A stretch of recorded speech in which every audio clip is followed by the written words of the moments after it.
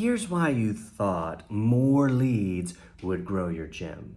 Most people think that the average person is like they are, confirmation bias, or whatever the psychologists call it, right? But the idea is that we believe that the world is as we are, that people think as we think. So if you or I were to express interest in a fitness facility, it would be because we are intending to go there. It would be because we're looking for a new facility, or it's so eye-catching that we just have to go. However, the average prospect is not like that. And think about this, that's just going in through the doors.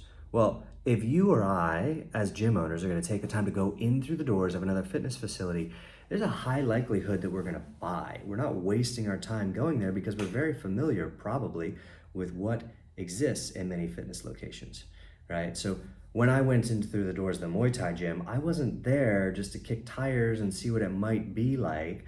No, I was there because I had decided that I was going to join a Muay Thai gym, so I showed up.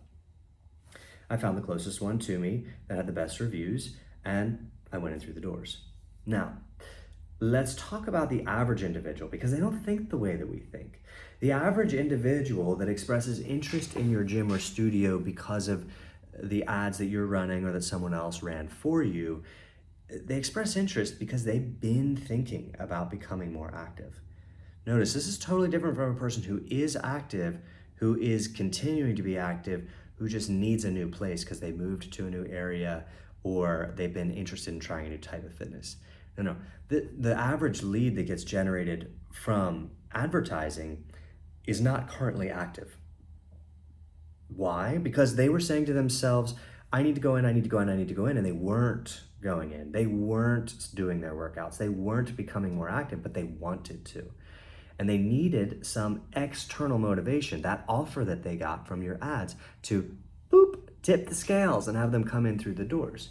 Here's the thing though, they're not yet at the place where they're committed to investing time, money, effort into their fitness journey. They just barely had the scales tipped to come in through the doors.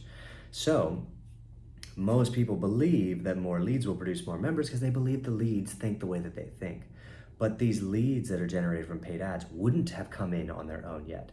The ads are specifically designed to bring people, to get people to share their contact information, I should say, before they would organically on their own. So we're acting as a catalyst in this way. It's not that they wouldn't have shared contact information. It's that they shared contact information with you before finding the closest place to them because we got to them before they just went ahead and did that on their own. Now, we've got to follow up well to get them to come in through the doors because they weren't going to come in through the doors on their own. They weren't going to share their contact information on their own. They needed that extra little boop to tip the scales.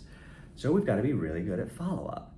Not the same as we would have to be with an organic prospect like you or I would be. Hey, I want to go to this place and check it out, meaning we'll probably join, right?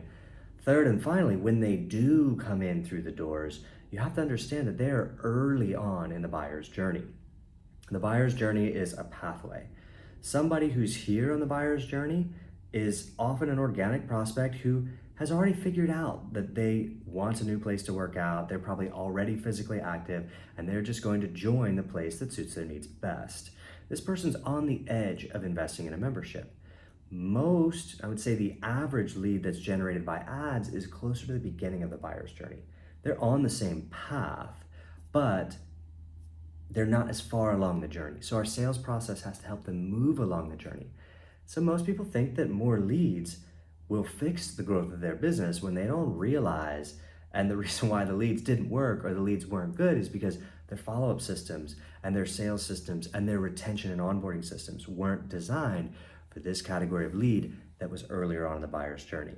Now, if you want to become more excellent at that, you can check out the video series that I did on the 4-segment sales system, and I break down the needs assessment, the price presentation, handling the most common objections, and onboarding for retention in a way that's specifically designed to close prospects and leads from advertising. So if you're interested in more members, go ahead and check that out. I will link to that video right here so that you can check out the 4-segment sales system and be better equipped to have more members in your facility.